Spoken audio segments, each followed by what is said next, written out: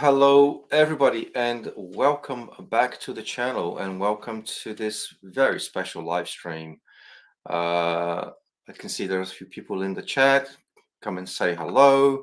Hi Rev Bomb, hi Slow Rider, and obviously the special guest Chewy is also in the chat. And so without further ado, let's bring in both Chewy and Exeter Rider.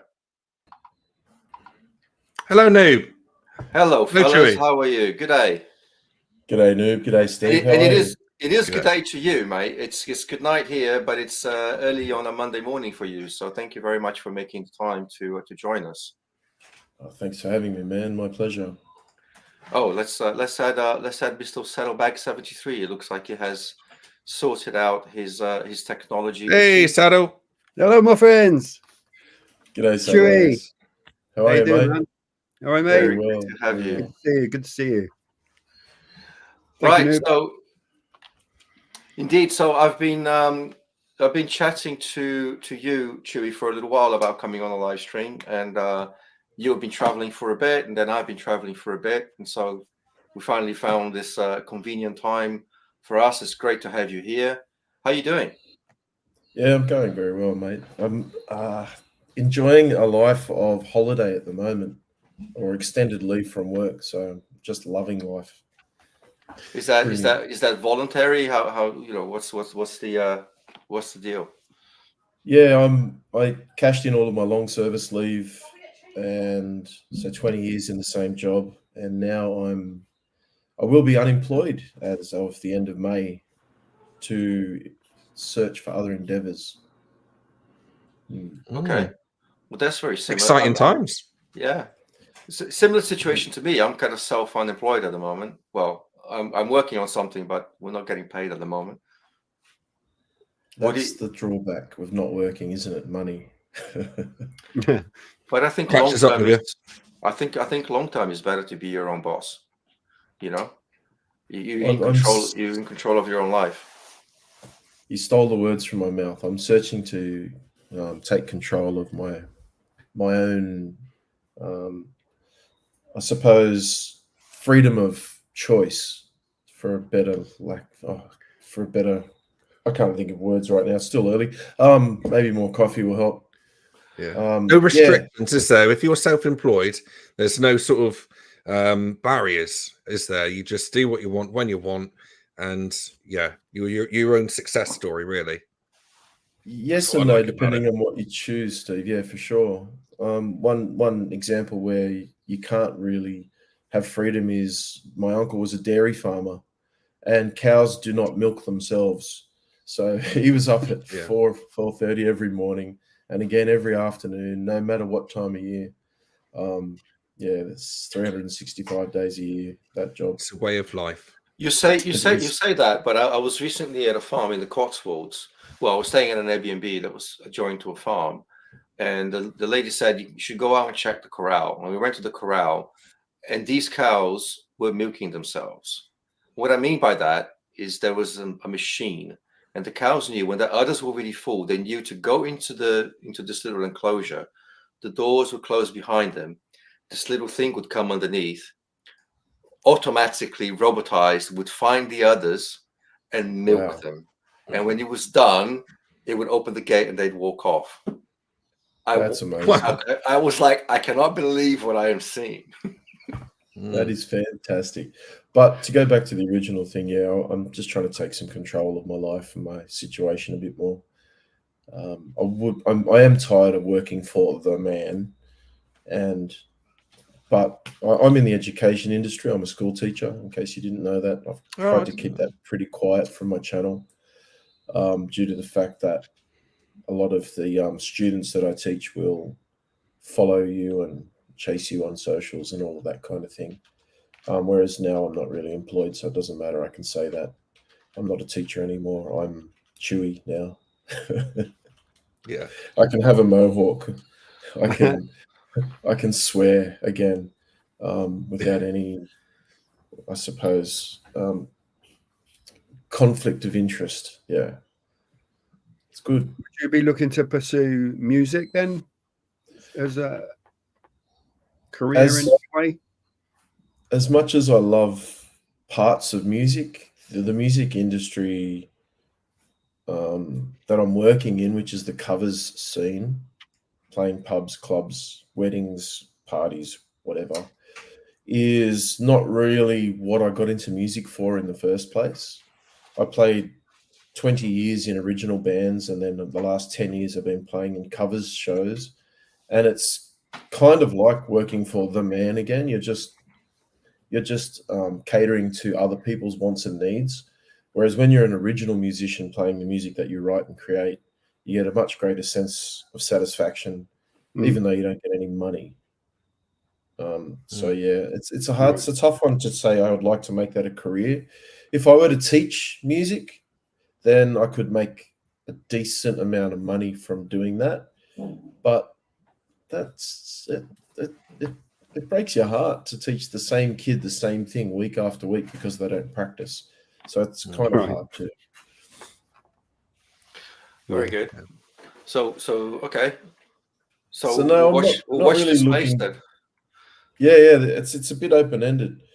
I will probably just go back into teaching again, but Marianne and I have been working on a plan for quite a few years now where we are going to talk about the trip to Tasmania, but that's where we're looking to relocate. We actually would like to move to Tasmania. Okay, well that listen, mate, all the power to you. You know, you've taken a leap of faith, and you've taken the first step, and I think good things hopefully will come out from that. So I'm kind of wishing you all the best. But now that you've mentioned Tasmania, maybe we should then talk about your trip. And maybe for those who are watching and don't know what we're talking about, I think we'll introduce Tasmania. We'll show them. I think this represents what Tasmania is, right? We've got all the ingredients there. We've got Australia. We've got this little island on the bottom. There's the flag for Tasmania, and there's Tasmania's most famous resident. Yeah. that does sum up the Tassie Devil quite well, actually. That character. It's ask Tassie T's in the chat, and he had a night there in Tasmania where he says that there are a couple of mating Tasmanian devils keeping him awake at night. Were they mating with him? No, not with him. But there are some very good, some very famous Tasmanians around, right? Or there were. There's some from the past. Errol Flynn. All right. Oh, he was a ladies' man, but a man's man too, apparently. Yeah. The band Australian Core wrote a song about Errol Flynn and says, "Oh, Errol, I would give anything just to be like him." I heard a rumor that he actually had very bad breath. I've never really kissed him. So all the ladies used to hate the kissing scenes with Errol Flynn. Oh, he's an actor, was he? I've got to catch up because I don't know who he is. All the swashbuckling films of pirates and stuff. Errol Flynn. Oh, right, okay. He was a bit of a sex symbol too, a bit of a womanizer apparently. But I heard he swung a couple of different ways. I'm not really sure. Couldn't make up his mind. Yeah. Good for him. And David Boone and Ricky Ponting possibly saw subjects with the English audience for this live stream. Booney doesn't matter if you don't know who they are. Cricketers. All right. Jesus Christ. Jesus Christ. Okay, moving swiftly on. So Chewy, you shared some videos with me, and I put together a little clip, and then maybe we can talk about the trip after just giving an overview with this video, if you don't mind. Go for it, man. I'm going to play that now.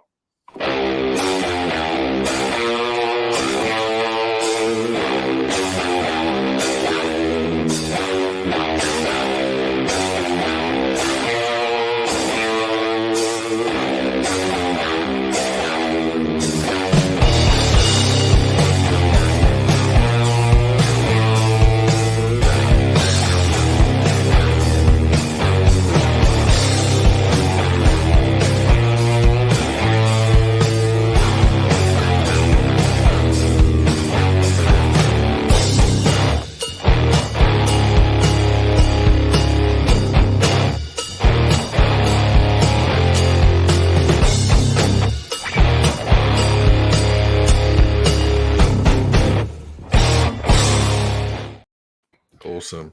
Damn. Absolutely awesome. That is fantastic. Some It's a great edit, fantastic dronage there. Some really good footage. No, the edit is just like I had so much to pick from. I just had to cut it down to a few clips. I didn't want it could have gone on for like 10 minutes, but I think it's much more interesting to have you kind of talk us through it. Well, I'm no expert, obviously, on Tasmania, but I've been there 3 times and absolutely adore the place. Love Tasmania. So what was it? What kind of trip was it? Was it like an organized trip, or was it like an organized tour? Or yeah, it was definitely an organized trip. It was the Australian Motovlogger meetup for our 2024 meetup. So a lot of the people you can see in that photo right now have their own YouTube channels. It was organized by the big, tall, lanky fella in the back to our right, to the left of the penguin, Big Bert, Tasmania. And there's another fella in there, Tassie T, who helped organize the trip. Rochelle from Harley Throttle Juice also helped organize it, even though she was going to ask if they were there. Yeah. No, they weren't able to attend due to work commitments. They originally had booked everything and then had to cancel all their bookings. Tassie T's in the chat. He was part of the organization of the event and the tour and the direction that it took, and a great a man to keep us all safe, even though he rides like a screaming banshee on the road. What a rider, what a guy. He was on knobby tires and we couldn't keep up with him. Welcome to the chat, Tassie T. Thank you very much for joining. And he's got part 5, it says in the chat there, that he's got ready to show of his perspective of the trip as well. Yeah, it was our annual Motovlogger meetup. Okay. I mean, we go to a very, very glamorous destination as well for our annual Motovlogger meetup here. We go to a place called Launceston in Cornwall. Sorry. And we meet Tesco by the bins. We meet by the bins at the Tesco. I actually just noticed there's actually a Launceston in Tasmania. Did you go there? Pronounced Launceston, actually. Ah. Yeah. Except it's not pronounced lawn, even though it's spelled that way. It's Launceston. They call it Lonnie down at Lonnie, mate. Does it have a Tesco? I don't think it's big enough. It must have some bins. There's definitely bins there. I had my breakfast one morning sitting next to one in front of a Coles supermarket. Oh yeah. Okay, so how many of you were there on this trip? There were about 17 of us, 12 bikes, I think. Yeah. A few of us were 2 up, and most from the mainland. We had a couple of Americans who live in Perth, fly over and then jump on the boat from Geelong over to Tasmania as well. And a few, 1, 2, 3, 4, 5 Tasmanians joined us in different places on the island as well. Cool. Yeah. And then you went on your rocket, I presume. Yeah, that's right. 2008 Rocket 3 Classic. There she is in all of her beauty. Even though her name is Elton, I still call her she, for obvious reasons. Marianne on the back and fully loaded. I think we topped out close to 600 kilos on the road. And with 200 Newton meters of torque, you can pretty much guess the rear wheel is destroyed. Absolutely fried, the rear tire. I can't say that it was the most comfortable trip I've ever been on, due to the fact that I'm 120 kilograms myself, and my poor bum hurts when I ride for extended periods of time. Marianne on the back, she sort of had similar issues. Knees and bum were a bit sore. However, the Rocket didn't miss a beat the whole way there and back. Fantastic. Absolutely loved it. Is it just one bike that you got, Chewy? Or have you got other bikes? One bike. Yeah. I'm restricted to one bike until my wife has some acreage to live on. Then she will allow me to have another motorcycle. Right. I'm not a kept man. I make my own decisions. I'm a man. All right. Yeah. Doesn't sound like it. Your wife allows you to think that you make your own decisions, just like all Correct. of us. Correct. Yeah. However, I'm kind of realistic when it comes to finances, and I can only ride one bike at a time anyway. I would adore a trail bike. I would love a trail bike or an off-road bike or an adventure bike. But Marianne also understands that I love one wheel in the air and sometimes two wheels in the air. So she won't let me get off-road. She just doesn't trust me enough. Were there any points on your trip where you were kind of yearning for something that was a bit more off-road biased because you wanted to go down that road, but you didn't have the right bike for it? There was only one sort of pretty loose gravel road that we went on, and that really tested the Rocket 3 up. It just that's the one you put out today, wasn't it? Yes. From part 1? Yeah. That's right. That's right. And that was in New South Wales on the mainland. However, as once again, I'll refer back to Tassie T. He rides an adventure bike. He's got all sorts of quads, a trike, dirt bikes, old XT250, and those guys, they go gold panning all over the place. And the tracks and trails that they ride are harrowing. A bit different to your Green Lanes saddlebags that we witness in your videos, in that you're going to get hit in the head by trees all of the time while you're riding by, constantly. Yeah, I would love to be able to join those blokes on those kinds of adventures to get off-road. That would be a dream of mine, and I will one day. I will definitely one day. Mm-hmm. So Paramedic Reddick is asking if is a bit like Australia's Isle of Wight. I'm a bit ill-informed. You'll have to explain Isle of Wight to me. How big is the island? Are we talking 100 miles round, or? It's the trip around the island, which doesn't exactly go around the outside of the island. Some of it's inaccessible. Was about 1,300 kilometers, 1,300 kilometers around the outside, but that's not exactly true. Around the outside, it's about, I'd say, close to 500 kilometers north to south, and east to west. Okay. Slightly larger than the Isle of Wight, then. Yeah, Isle of Wight is about 15, I think. No, actually, a bit more than that, isn't it? That's about 30, actually. Yeah. So tell us a bit. Tell us some of the highlights of the trip, Chewie. I mean, I'm just going to show some photos here, so maybe you can talk us through what was going on. I mean, this is absolutely stunning. I love your photography, by the way. Thank you, man. This is Scamander, which is on the east coast. That cloud that you can see was a storm that rolled through while we were riding, actually, up the east coast from Hobart to Scamander, which is about halfway up the east coast.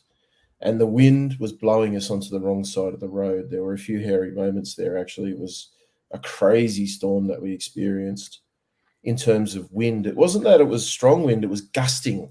So you'd be riding along in your lane, and then all of a sudden a gust of wind would hit you and just push you right over onto the wrong side of the road. It was harrowing. It was really scary. A lot of rain. So that's the result of that. After the storm comes the beauty of the storm, especially at sunset.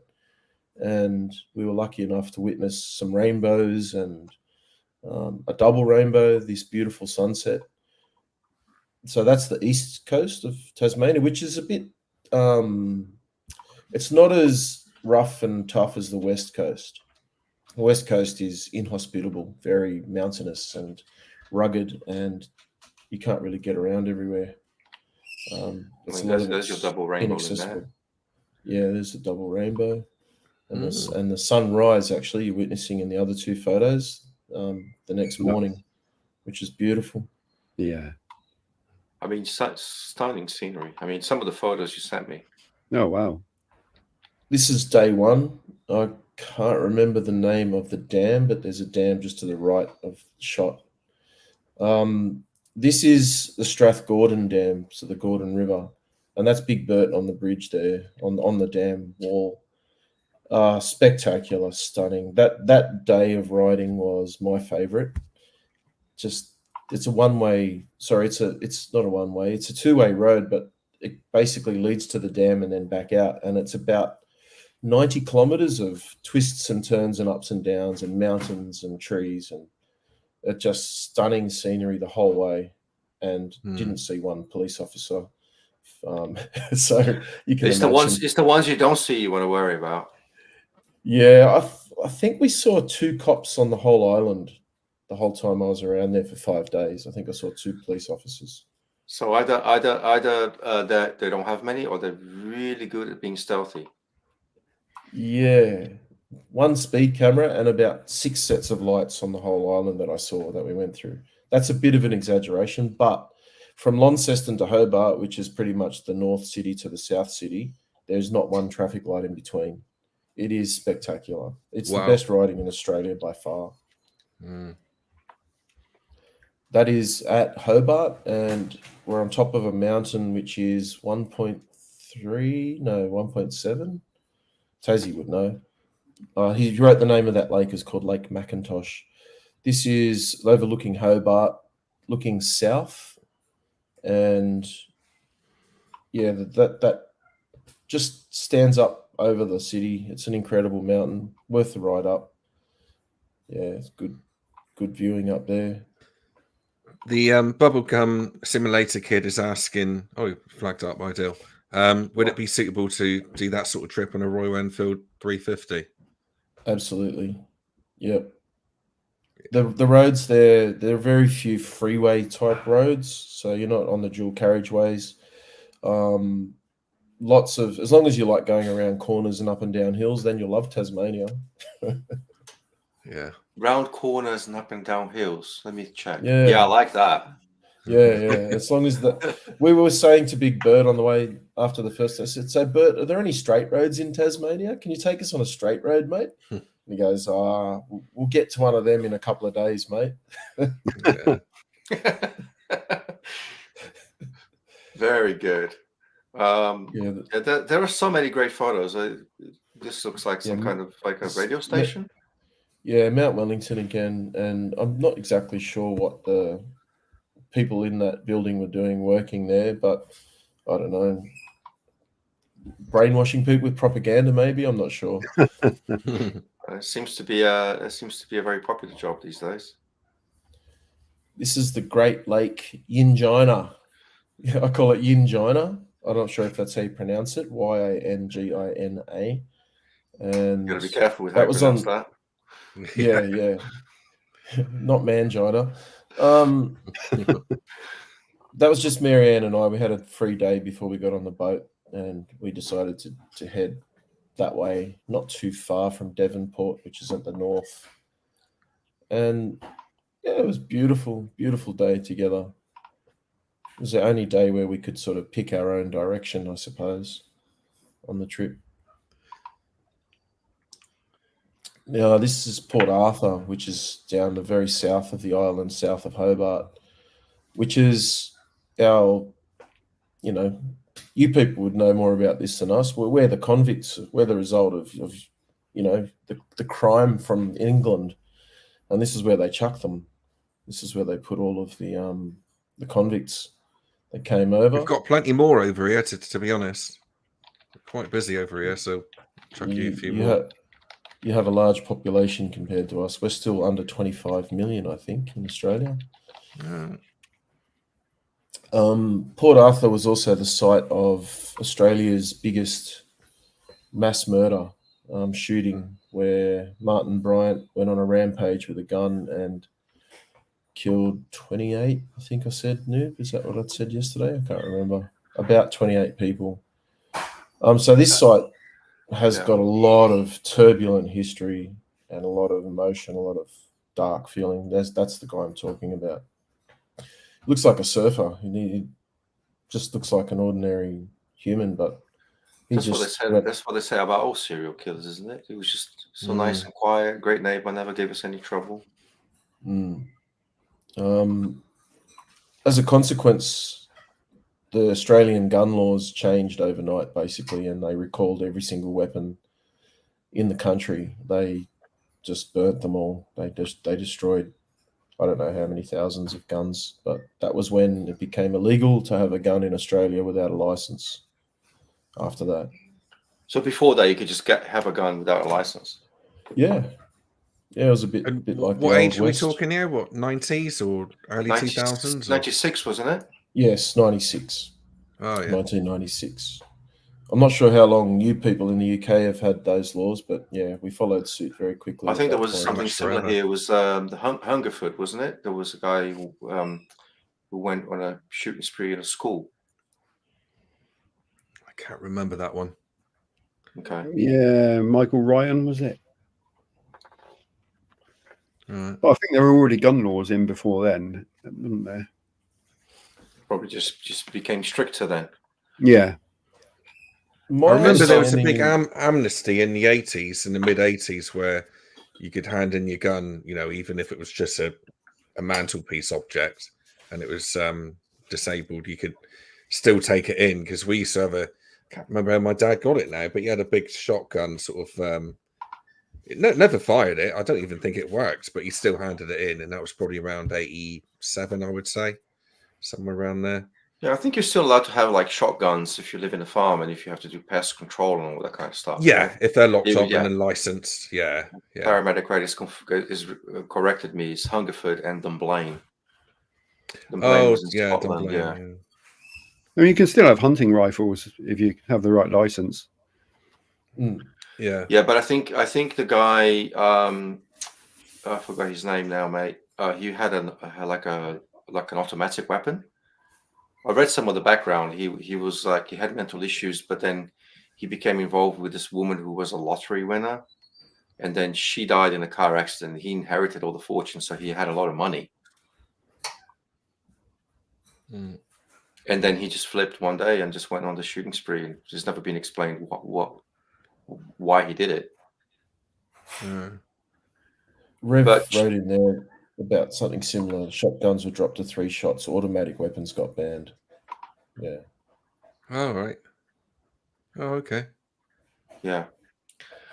But Chewie, I think you wanted to, when we discussed this, you wanted to talk about, for this to kind of segue into, you wanted to talk about men's mental health. And so I'll kind of tell us what you wanted to say. I don't want to get too deep and heavy about it here today, but I just thought it was an interesting thing that a lot of us who ride, we ride to clear the mind. And you hear so many people who ride talk about that you know, when you ride a motorcycle, you're in the moment, so you don't have time to think about the future or the past. And I've got a bit of a quote that I heard some years ago about that, where people who think about the future too much get anxious. People who think about the past too much become depressed. So it's better to kind of live in the moment and live in now and enjoy the passing of time, which is one of your brilliant UK comedians, Jimmy Carr, when he was asked, what is the meaning of life? And he said, oh, that's simple. That's easy. I can answer that in 5 words. It's enjoying the passage of time. And if you're enjoying the passage of time, you're living in the moment, you're living for now, you're not living for the future or the past. And I think that's what motorcycling brings to the table. While we're on our bikes, you have to be in the moment. Otherwise, you won't exist anymore. You'll be off the road and you'll be dead. It's a pretty grim fact of riding a motorcycle, where if we do get into an accident, we're 60 times more likely to die than if you're in a car. 60 times. Yet we take that risk on a daily basis, and we do it willingly and knowingly, and we do it because we love it. And a big reason why I love it so much is for that mental clarity, that me time. When I'm in my helmet, I'm rarely listening to music unless I'm on a very boring freeway stretch of road. I'm in my own Zen moment. It's my meditation, it's my Om time. I love it. Yeah. I just have to sprig for Triumph at the moment. Yeah. That's another UK company, right? Yeah. Yeah. That's all I'll say about it. Yeah, what's your thoughts on that, Saddlebags? I can't really embellish on that. I feel much the same way. I love the moment I'm on the bike, and I also go to some amazing places on the bike. You know, I can't beat just sitting by a river or on top of a hill somewhere and just, you know, contemplating, or and then getting back on the bike and forgetting it all again. Yes. What about you, Accelerator? Yeah, same thing. I think we're all YouTubers, and I would tie that the YouTube thing is also very much a helpful thing for mental health. It's not something which I've ever suffered with. I get my bad days, but I can't say that I've really suffered with it. You know, maybe when I was much younger, but yeah, there's something which is really hard to put your finger on it. It seems you put your helmet on, everything goes away, doesn't it? You know, put the key in the engine, start it up, and it's just you and the iron horse. You know, so whether that goes, that's how it felt back in the day on horses or whatever, I don't know. But yeah, you couldn't be without it, could you? And with us all being riders, I think that the people that don't ride, sometimes you can look at somebody and you can see them, you know, pissed off, or sorry, Noob, are you allowed to swear on this thing? Whatever, pissed off or whatever. Fucking do it, mate. Yeah, fuck it. And you can look at them and think, you know what? If you had a bike and you could just put your helmet on and go, you'd feel so much better and your life would change. So they're missing out, really. So, yeah, we all feel exactly the same. And like I say, I don't really struggle as such. But at the same time, it does me the world of good. You know, not only riding the bike, but also doing the YouTube thing. It's something about it. You know, it all ties in. But don't you think sometimes the fact that you're thinking about what you're going to motovlog about can kind of get in the way of that mindfulness, because you're thinking about what you're going to say next and you're not kind of in the moment? Definitely. Yeah, it becomes more stressful then, doesn't it? And it becomes a bit more but you don't have to do that. We all have times when we ride without a camera. Yeah, there are days when I say I just want to go out and ride. I'm not even going to put the camera on, or I have the camera on and I don't feel like switching it on. I just want to be in the moment there. Yeah, and people have asked me many times, do you ever ride without a camera?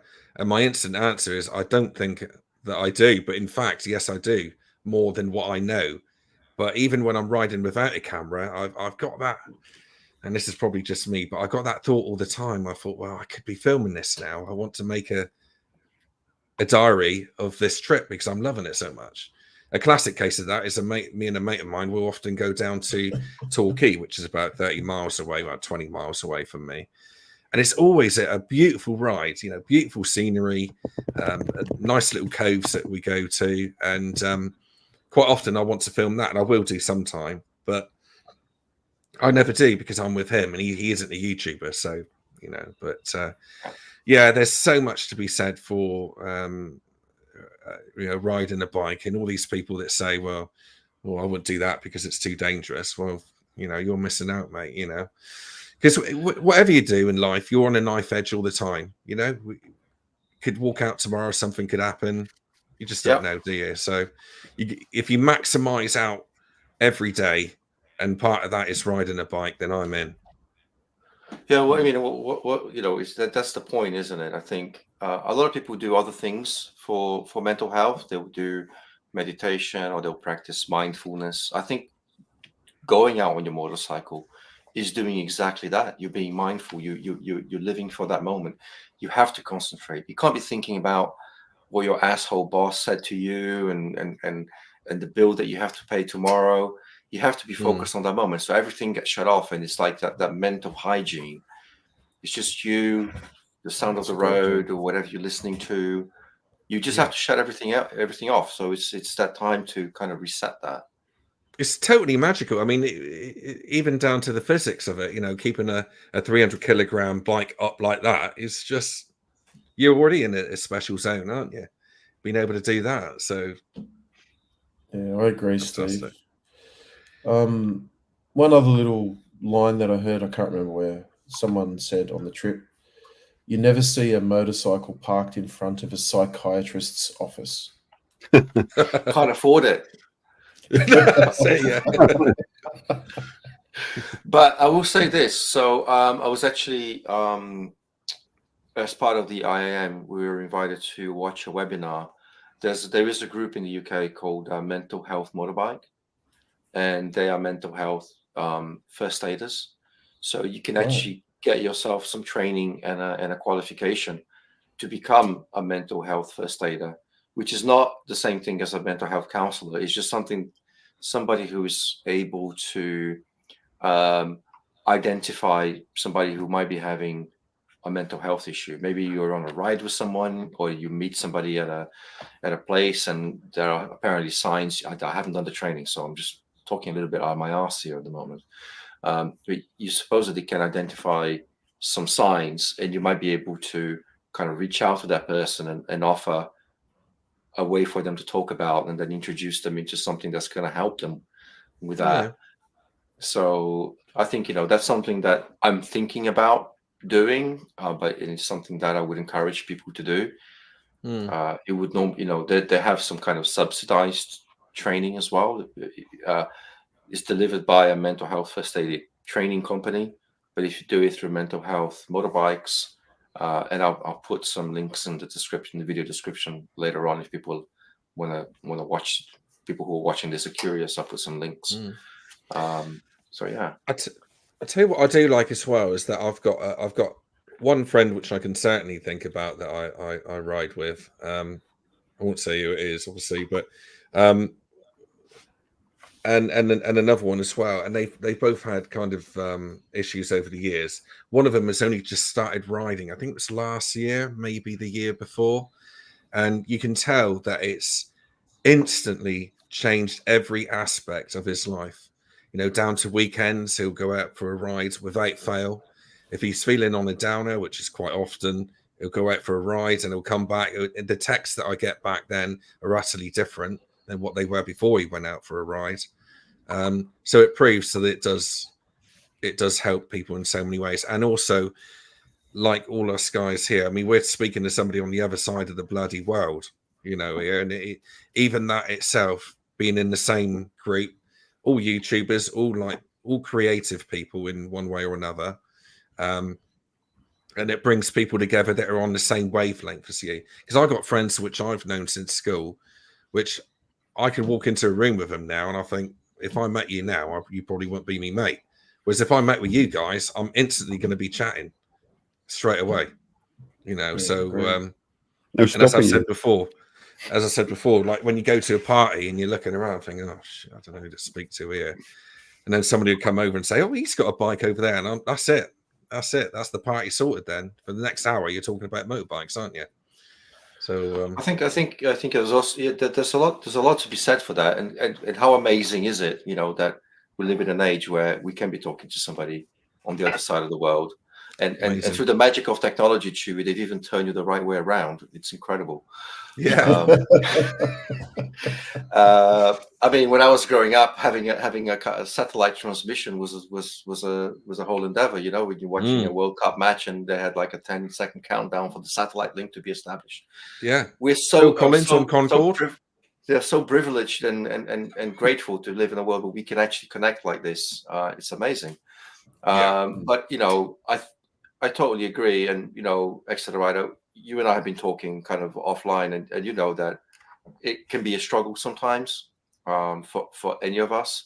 And I think it's just great also that we live in these more entitled, dare I say, woke times, when it's actually okay for us to talk about the fact that we have mental health issues, and it's not seen as something derogatory, or you're not going to be, hopefully you're not going to be made fun of and picked on because you're having mental health issues. We all struggle with shit sometimes. And I think I it's think quite hard when you don't suffer with it to see other people going through it, which is me. You know, when you see somebody that are, I was given the tools when I was very young to be able to deal with this, with that sort of thing. When you see somebody struggling, just think, oh shit, man, you just want to do something. There's nothing you can do, but there is. I think maybe there is something you can do, and I think if there's something that you feel, like I said, maybe the mental health, motorbike mental health would help for you to be able to reach out and give them the opportunity. Sometimes they will take it, sometimes they won't take it. I think I can relate to what Steve's saying there as a school teacher. The subconscious programming that goes into our heads, which is inherently from our parents, is very, very difficult to combat or to override. And someone who comes from a place that we, as you said, Steve, we don't really understand their background. We don't really understand how they got to that place in the first place. It's so hard to break that programming, that expectation. As a school teacher, the kids I teach that are easy to teach have pretty balanced and I don't know, I'm going to use the word normal without really, that's not what it means, but we know what you parenting. mean. Yeah, or a stable lifestyle.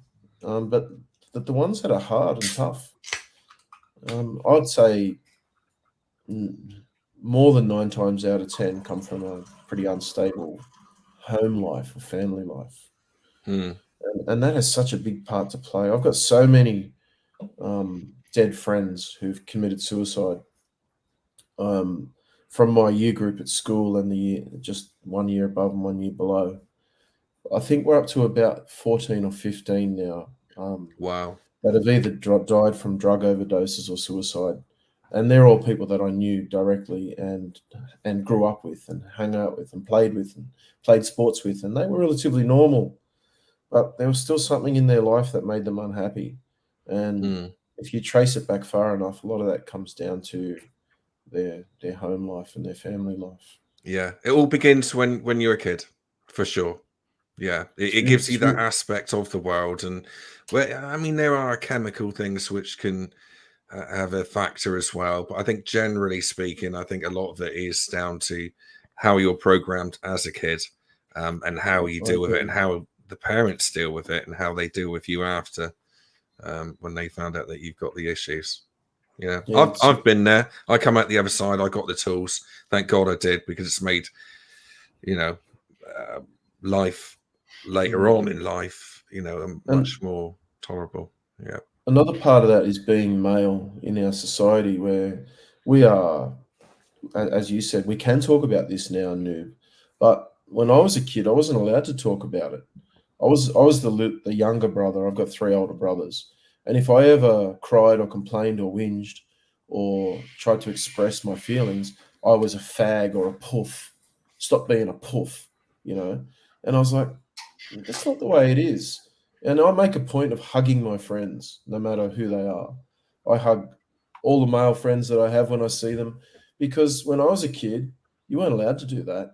I remember there was a time where my dad stopped all physical contact with me except for a handshake.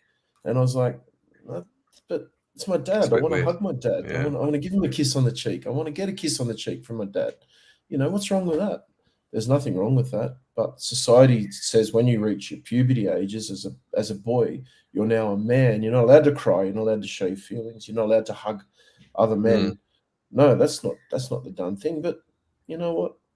I say I'm going to break those age-old stereotypes, and I hug all my friends when I see them. Yes, it is terrible, because it puts that pressure on you, right? That you can't be seen to fail. You can't be seen to be frail, and then you're just bottling it all inside until you can't do it anymore, and the pressure builds up, and it all, and it's unfortunate that it leads to that. So yeah, I'm grateful. I'm grateful that we can that we live in an age It's where not we funny, can actually Chewy. talk about this. I'm joking. I'm reading the comment from Tassie T. Said, "Squeezed the crap out of me first time we met." Which was I hope to get a squeeze like that one day, Chewy. Either over there or over here. 17 days ago, 17 days ago, Tassie T, and I'm not counting. Yeah, I would love to give you a big hug, Noob. Absolutely. I'll get stuck in your beard. It would be like Velcro between yours and mine. Mine's pretty soft. So is mine. I mean, it doesn't get this long without being soft. Yeah, I did. You guys are getting a bit close now, aren't you? It's all right. I'll hug you too, Steve. And there's absolutely nothing wrong with that. Feeling left out now. Even Red Bump, Red Bump can vouch for how nice I am to hug. I'll hug you and Ernie, Rev Bomb. And the witch. Now you're confusing Rev Bump with saddlebags. What do you mean? Saddlebags, I meant. Oh, yeah, you know what. Go and get another coffee to it. Don't hug her.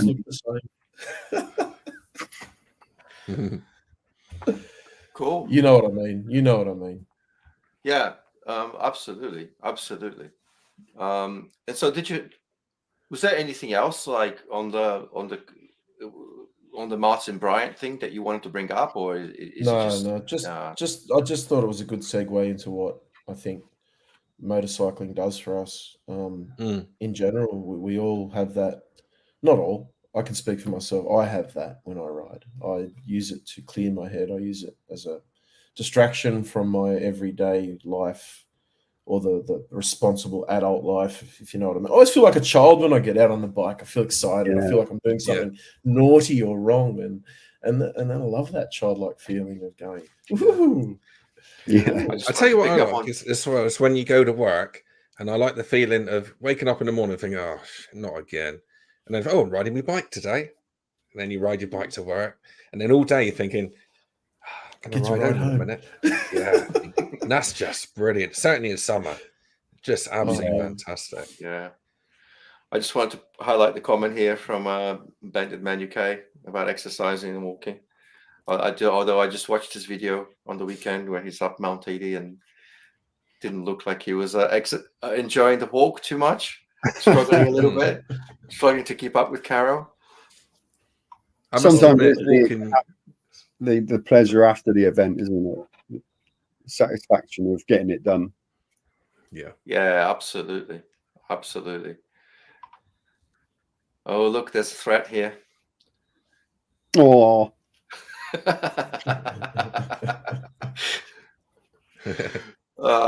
Okay. Thanks, man. Cool. I didn't get a hug when I met Rev Bomb. Okay. Chewy, there was something else that you wanted to talk about, I think, when we were discussing this. Music. Yeah. Well, we touched on it earlier, how music becomes work when you start earning money from it.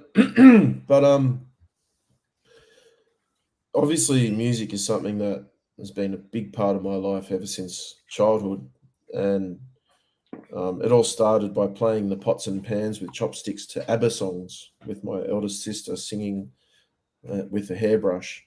And then it moved on to Bohemian Rhapsody by Queen, where a friend and I used to jump up and down with tennis rackets and squash rackets. We had a whole choreographed routine for the whole song in his bedroom, jumping off beds. And yeah, it was definitely something that was part of my life. I suppose the reason I wanted to touch on it is to kind of spruik a little bit for my channel, in that all the music that you hear on my channel, with very, very rare and few exceptions, is completely me. I make all of the music myself. And it's something that a friend of mine always says, you need to promote that more, you need to say it more, you need to tell people that all the music on your channel is yours. And I'm like, I'm not really in YouTube for that kind of reason. But I thought I'd take this opportunity just to say that. If you do come over and check out any of my stuff, all the music there, it's me in my studio, for the most part. Yeah, that's all. No, And and it's I good. strongly encourage anybody watching who hasn't, for whatever reason on earth, checked out Chewie's channel, to go and Yeah. check it out, watch the video, subscribe. You won't regret it. My favorite Aussie YouTuber. Oh, that's very kind. Thank you. Yeah, I mean it. Very, very kind. Thank you. There's so many good YouTube content creators all around the world, and for you to say that, Saddlebags, that means so much. The Bubblegum Simulator Kid wrote Led Zeppelin. Led Zeppelin is the reason I started playing guitar. The very first song I ever learned how to play on guitar was indeed Stairway to Heaven by Led Zeppelin. And I couldn't even hold the guitar properly. I didn't have the strength to bar the chords. So I used to hold my hand on top of the guitar neck like this and then use my fingers and then change my hand around to the other side of the guitar neck to learn how to do it when I was about 13, 14 years old. Yeah, music is its own language. It's its own thing. People who do it, and Saddlebags, you know, because you're also a musician. You give yourself don't credit. laugh. You do all right. We know you are. You're pretty good. I could do an act.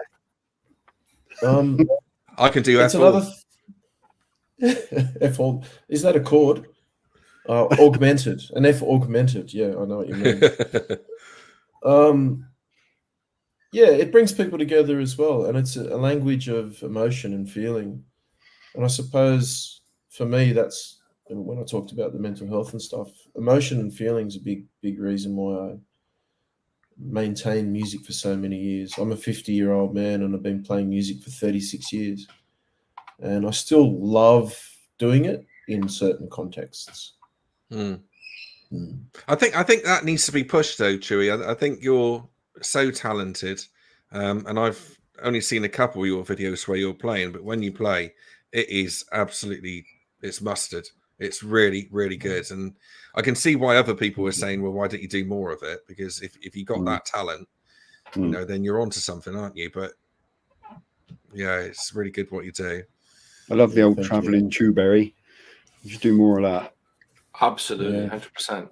I guess that's a lot of hard work, though, isn't it? Setting all that up. It is. I think for me, the hardest part is thinking, well, which song am I going to do?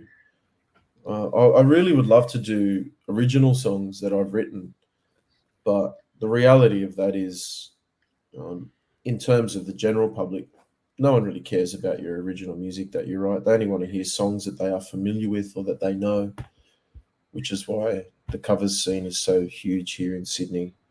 The original scene is pretty much dead.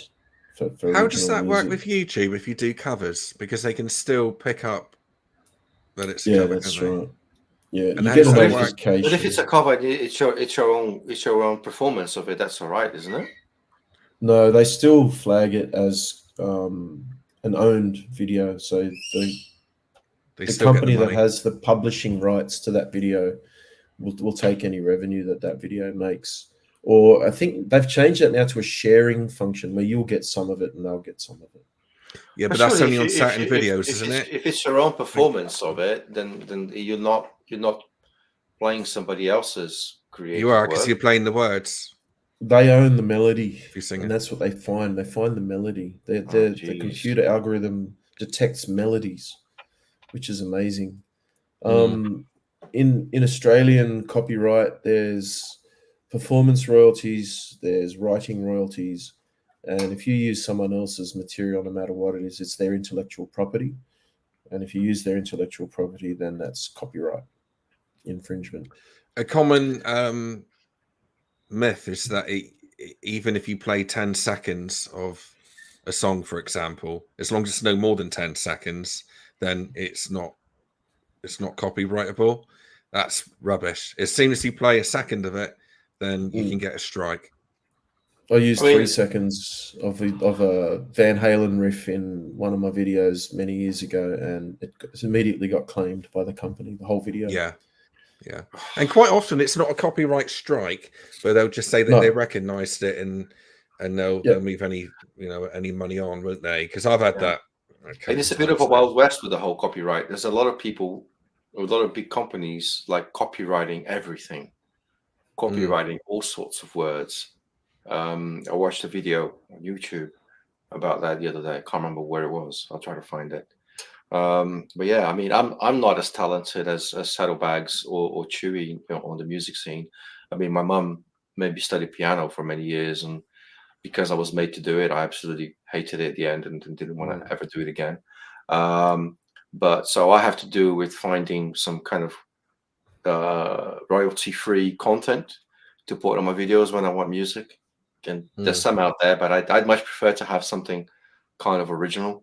Like I really love the end credits on the Saddlebags videos with that song. I think it's really fantastic.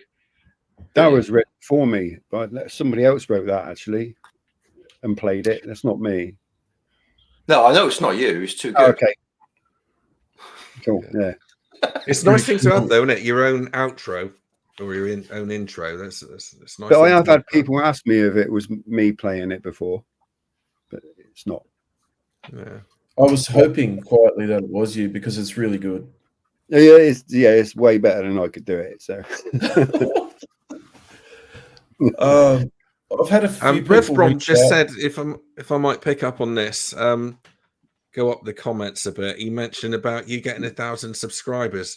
You was on 992 earlier, Noob. You only need 8. Yeah. 8 more, and you're at 1,000.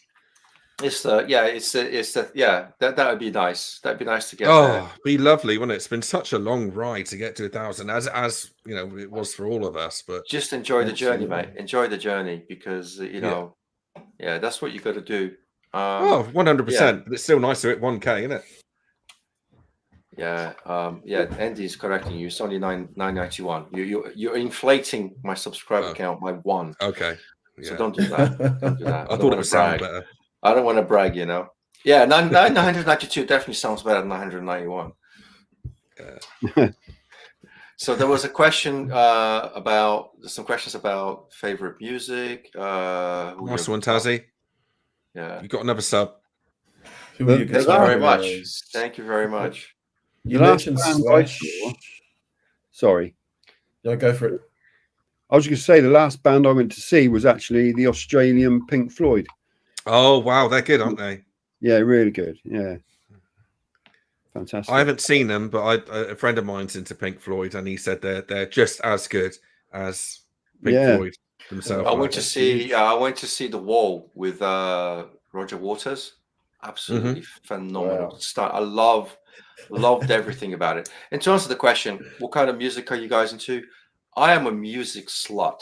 I like so many different things. Yeah, I do. Heavy metal, prog rock, pop, electro pop. I used to love kind of New Order, Pet Shop Boys, The Smiths. I would almost, if it's a good tune, I don't really care what the style is. As long as I can kind of bop my head to it and enjoy it, love doing it. Yeah. Who's next on this one? Because I want to have a go at this one as well. Chewy? I've always found that, you know, the Americans want to claim everything, but the best innovators of music in my, well, I don't want to offend anyone, but for me, please do. The most innovative music came out of the UK, but that's for me, for my taste in music, because I love the screaming 70s rock guitar heroes, Led Zeppelin, Pink Floyd, Deep Purple. I actually got to support Deep Purple a couple of times in my music career back in the late 90s, early 2000s. I got to play in Czech Republic supporting Deep Purple, and then in the Sydney Entertainment Centre I also played supporting Deep Purple in front of about 8,000 people, which was amazing. Even Hendrix was shunned by his own country, went to the UK, made it big, and then went back to America. So you pommies, you know how to make good rock music, that's for sure. Over the ages, you've got some of the best artists. My favorite artists started with Queen and then Led Zeppelin. But there was a question there about Slash and Angus Young, both guitar heroes of mine from my formative stages of playing guitar. I had a mullet just like the AC/DC supporters back in the 80s. And a friend and I used to have all of the AC/DC records up on his bedroom wall, not on mine. Yeah, definitely love music, and I love rock. I love progressive rock as well, like you mentioned, Noob. And I love blues and soul and punk and funk and a little bit of jazz, classical music. I love music. Music's great. Okay, excellent rider, you're next. Oh, am I next? Am I? Okay. Yeah, so I like same thing. Queen and all that sort of rocky type of stuff. 80s rock, I absolutely adore. Motley Crue, Guns N' Roses, I think they're super talented for the time. Didn't like them when they were out at the time, but now, you know, the sort of 20 years later, bloody amazing. I've recently gone to see I can't remember what it was called now, at the 80s rock show or something like that, which sounds really cheesy and crap, but actually it was bloody amazing. Awesome. It was friggin' amazing. And they had what do they have? A bit of Journey, which are fantastic. I'm sure we all agree with that, don't we? Come on, gone blank now. All those 80s big ones, you know, Europe. And all that type of thing. No, I do like a bit of Kylie as well. Anyway, yeah, it was fantastic, and it all started really. I got into the heavier stuff when I went to a big rock festival, ironically at Butlins, where they had. It was the first year that they ran it, and they had Twisted Sister, Girls' School, loads of big 80s bands which you never really I'd never heard of at the time, and I just loved it. But also I'm very much at the moment into Northern Soul. I love Northern Soul, which is all the 60s 70s Motown sort of sound. Massive on that at the moment. I absolutely adore it, and it's taken me 47 years to find it, and now that I found it, it's just everything that I've always wanted to listen to. So that's where I am now, and I still like the stuff like Aha, and all the 80s sort of stuff as well. Yeah, a bit of Pet Shop Boys, that sort of thing. Steve, exactly. I want to bring up one little thing, Steve, about that taste in music. A lot of that was called cock rock, right, in the 80s. That big flamboyant, big hair rock. And I was just looking at the shape of your microphone on with the silhouette. Yes.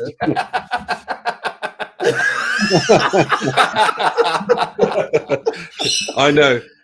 You know what? I've had this for about a year now, and I've been waiting for somebody to say it. It's very phallic. It's very phallic. Yeah. I'm glad you've clarified that that's your microphone, Steve. Yeah, that is all it is. I can't compete with that. Large and black, and I'll say no more. Okay. Yeah. Saddlebags. Hello. Yes. Music tastes. By the way, hang on. I reckon Exeter is a Rubettes fan. I don't know who that is. Yeah. I had a Guns N' Roses patch on my denim jacket way back when. Oh yeah. Nirvana, Foo Fighters, all sorts really. Yeah. I went to see Guns N' Roses at Wembley. Well, did you? When was that? Yeah, it was 1990, 89, 90, somewhere around that time. Because you weren't over here then, were you? I arrived in 88. Oh, did you? Oh, okay. It was me and my brother. I was 17. He was 15. I think we had some friends over. It was lots of ladies in the pit, kind of flashing their breasts, which was lovely. Yeah, fantastic. I think they were supported by Faith No More, which was pretty good as well. Yeah, epic, lovely stuff. But it's interesting because growing up in Brazil and not speaking English as a first language, it's funny, you know, because we listen to kind of English music, anglicized music, and not really know the words, so we don't often know what the thing is about. And it was a bit of a backwater back then, a very sort of controlled media. There was one big record label that basically imported all the music and then played it through the soap operas and then sold the LPs. But I remember when it's a big thing when Kiss came to tour Brazil, and everybody thought they were like really heavy metal. And I got the Creatures of the Night album, and I used to love rocking to that. Yeah. And then just get another record and play some Duran Duran. So what's wrong with that? It was fine. but because we didn't know what the words meant. In Brazil back in my day when I was 15, 14, you used to think that Sunday Bloody Sunday was a slow dance. You used to ask your girl to come and dance with you, cheek to cheek. Right. When you went to Ireland, it didn't go down too well, did it? Well, no, I keep that kind of secret now, but it was just stupidity and ignorance. There you go. Yeah, it's when we're at our age, it's such a shame. Well, I would have thought it would be a shame that has kind of died out, which it has. That sort of talent and that sort of music. But in fact, my two of my eldest boys, one who's learning the electric guitar now, and all I get is Paranoid in my bloody ears all around the house, up and down the thing. But they're very much into it, and I took them to that 80s night, and they knew every single song that come out of those people. Whether it was Iron Maiden, they done Wasted Years, which is another great track. They knew every single song, and I was looking at them thinking, oh, they're not going to like this. They were rocking out. They loved it, every single second of it. Yeah, it's really nice that it does carry on, but it's just, I hope that because they're not building bands like they used to, are they? Proper independent bands, and that's what I like so much. Living in Exeter, we're quite lucky where we have got the Cavern, and they've brought out bands like Muse. Have you ever heard of Muse? Great band, yeah. I didn't know. Fantastic. They're from Teignmouth. But they used to play a lot in Exeter. And funny enough, a friend of mine is married to the one of the wives of the band members. And yeah, it's just a shame that that's all going. And I kind of trying to install into my kids that are into it, to sort of push that really and get that going as much as they can. So, Noob's at 995. I might sub to him in a minute. Yeah. Please. Let me know if he's any good. I haven't seen any of his videos yet. Absolute rubbish, mate. The French series was fantastic. Nothing but rain in my videos. Yeah, true. Yeah. What was that, Saddlebags? What did I say? I don't know. You love the 80s or something? Did you say that? I don't know. Maybe. No, I think I said I love watching his city rides. It's crazy as far as I'm a country bumpkin. It's scary as hell watching him ride through London. Yeah, it's quite a place. And it's scary for you watching, mate. If you think about what it feels like for me. The Christmas lights ones at night. I mean, it must be absolutely freezing when you're doing those. Yeah, it's a bit chilly, but heated gloves, and you're not going too fast. It's all right. In the city, it's actually warmer than out in the country. But yeah, I'm having to fight a little bit of a penalty for having done that video. Yes, I there's a street that I took some photos in and filmed because I had some really nice light decorations. But at the entrance of it, it's a pedestrianised street, and at the entrance of it, there's a no entry sign. So I said, okay, that's no problem. I'll stop my bike before I enter the street. I'll turn it off. I'll get off, and I'll push it as if I'm pushing a bicycle or I'm pushing a pram. Camera was there, and I've been issued a penalty charge notice. I've been issued a fine for disobeying a no entry sign. I'm currently fighting it because I'm making the argument that given that I'm not in control of the bike, I'm not riding it, I am pushing it. It's the same as if I was pushing a pram. It's not illegal to push a pram. I'm a pedestrian at that point. I'm not a vehicle riding. We'll see how it goes. But yeah. Good luck, man.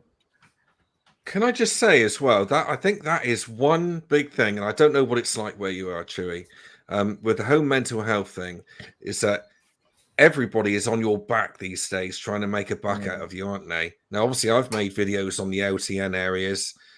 There's cameras going up around Exeter, which I'm kind of thinking that's a bit strange. Are they trying to introduce ULEZ into Exeter, which is going to spread out unless it gets stopped. But everywhere you go now, you feel like you're being stiffed through tax, don't you? Do you find that? And I think that affects people as well. It's not a nice place to be. I remember Exeter years ago being such a nice place to live. It was pretty. It was, everything about it was nice. Whereas now it's just full of high-rise flats and, like I say, these traffic is horrendous, but only because of the changes that they've made, which might be on purpose. So I think that affects everybody's mental health, and everybody's trying to get, like I say, you're getting stiffed from every angle. And Big Brother. Exactly. Exactly. The cameras are a joke. On this ride to Tasmania and back, I had to pass through the state of Victoria. And this state of our country has the most speed cameras I have ever seen. Excuse me. But they're also unsigned. Here in New South Wales, if there's a speed camera, there has to be a sign saying there's a speed camera. So at least you've got fair notice to slow down. And that's the point of the speed camera. It's to be a presence on the road to slow people down. Whereas in Victoria, it's just an absolute money grab. They are within every 2 to 5 kilometers on the main freeways and state roads, interstate roads. Absolutely ridiculous. Never seen anything like it. It's stupid. It's really stupid. Have you got any cameras which are not speed cameras, but they're cameras which are like tow cameras, where you have to pay to go into a certain area? Because that's what's happening here. It seems to be popping up everywhere. Certainly where NooBiker is. It's ridiculous. For me to get from where I'm 35 kilometers from the Sydney CBD, Central Business District, and if I go via the north toll roads, I'm looking at the M7 toll, the M2 toll, then there's a tunnel toll, and then there's the Harbour Bridge toll, and then if I go on the Eastern Distributor, another toll. So there are 5 different tolls for me to get to the eastern side of Sydney. And one of those tolls is $8.70, which I know for you people is nothing because you work in quid, pounds, whatever. Our money's worth chicken feed to you. However, it'll cost me $35 to $40 to go into the city and back. So you're looking at about 20 quid. Yeah, that's gutting. Yeah, it's horrible. When you're already paying tax anyway. Yeah. And insurances and registration fees and yeah, we're getting taxed on our money that we've already been taxed on. That's the hard part. Yeah. I lost my father-in-law last year, and he's getting taxed even though he's dead. He's still getting taxed. I mean, what is that all about? Yeah. Back in a minute. That's horrible. Well, no, I'll have a tree break. I'm not going to. I'm not going to say much here because that could be. I think that could be the subject of an entire live stream. I agree. But yeah, I think there's a lot to be said there, and I think I can sense there's a lot of frustration with people. But I'm also frustrated with people because they're frustrated, but they're not participating in the process, and therefore that makes it easy for these people to make these decisions because everybody's alienated. And I think the alienation is by design. I think the undermining of trust in public institutions is by design. I think they're deliberately making people conditioned to say, I don't trust politicians, I don't trust the media, because it makes it easy for them to then grab power, grab even more power, grab even more control without anybody objecting, because not everybody said, oh, well, I can't be bothered with that. I'm just going to concentrate on my own life, and then just opens the door for them to take control. But anyway, sorry, I said I wouldn't. No, but you don't get me started because I've got a lot to say. Most of it of no interest to anybody else. So I'll just. No, Shut you're up very for me. knowledgeable in these areas. We've had a couple of to and fro's with comments in videos in the past where I'm like, oh, I'm out of my depth here talking about this stuff with you. You know far too much. Join the club. No, I don't want to. I don't want to alienate anybody. So, well, let's just maybe move on. I'm looking at the. I know it's makes is of no consequence to the Welsh like you saddlebags, but I'm looking at the time. The chat's got some interesting things right now. Andy wrote to RevBomb sex tax. They'll need to pay me.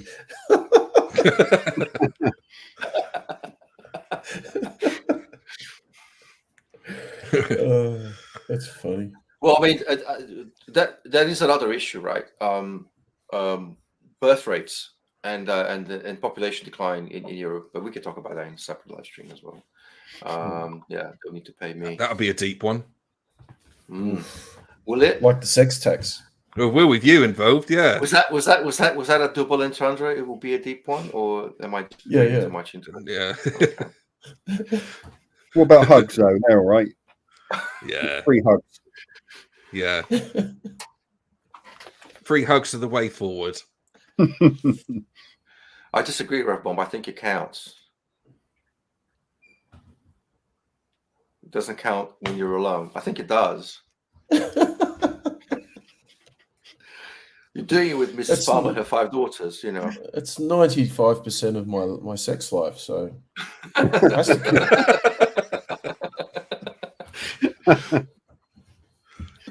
Very good. Well, I think we're now at the stage where it's possibly a good idea to start wrapping up. What I would like to say is a huge thank you to everybody who's joined in the chat, and a massive thank you to Hachewie, Exeter Rider, Saddlebags. It's been a really enjoyable chat. Hachewie, we should do this more often. I feel like we're kind of soulmates, you know. We seem to kind of agree on so many things and kind of riff off each other. Really enjoyed this chat.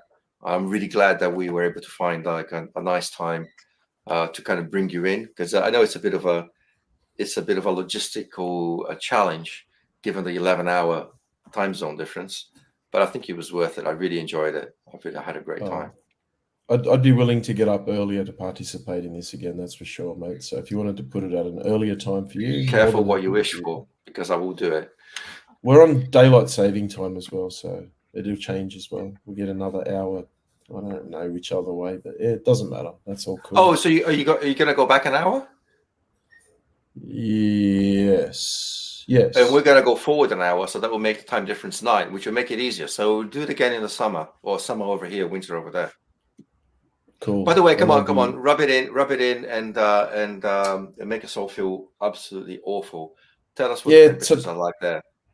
Yesterday was a really cool summer day at 28 degrees Celsius, and I think today's predictions are pretty similar. I fucking hate that.